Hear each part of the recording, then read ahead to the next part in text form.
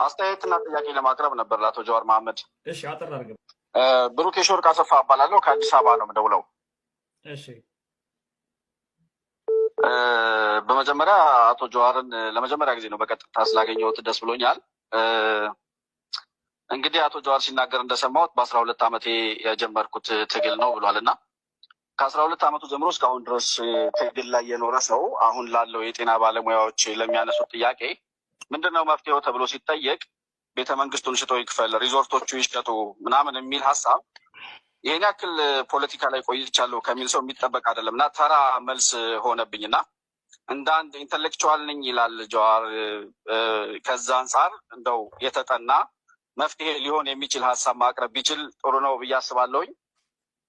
ሁለት ዋና ዋና ጥያቄዎች ለማንሳት ያክል ጀዋር መሐመድ እኔ እንግዲህ ፖለቲካ መከታተል ከጀመርኩ ጀምሮ የህዝብን ብሶት የሚሆኑ ነገሮችን የህዝብን ቁስል እየነካካ ብሶት ከማራገብ እና ሰውን ከማስለቀስ ያለፈ የሀሳብ ፖለቲካ ሲያራምድ አይቼው አላውቅምና ብሶቶችን ብቻ እየነካኩ የሰው ቁስል እየነካኩ የፖለቲካ ትርፍ ለማትረፍ ከመንቀሳቀስ ይልቅ መቼ ነው በሀሳብ የተሻለ አሁን ካለው መንግስትም የተሻለ ሀሳብ አለኝ ለህዝብ የሚጠቅም የሚል ሀሳብ ይዞ መምጣት የሚችለው መቼ ነው የሚለው ጥያቄ ቢመለስ ስላለው።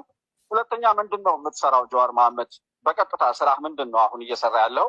ከፖለቲካው በምታተርፈው ነገር ነው የምትኖረው ይመስለኛል እና አይ ቲንክ ይሄ ፖለቲካ እንቅስቃሴ የምታራግባቸው ከዚህም በፊት በቄሮ አብዮት የመጣህበት ይታወቃል እና አሁንም እንደዚህ አይነት ሙቭመንቶች ላይ ነው ያለው እና ይሄ ከቆመ ምናልባት የምትሰራው ነገር ላይ ሊኖር ይችላል ብዬ አስባለሁ እና ምንድን ነው አንተ በዋናነት እየሰራ ያለው የምትተዳደርበት ምንድን ነው?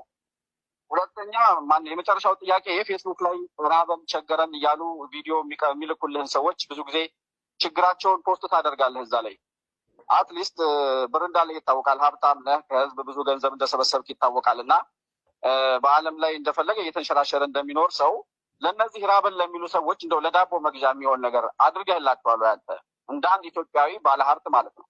እነዚህን ጥያቄዎች ለማቅረብ ነው። አመሰግናለሁ። ኦኬ ጥሩ።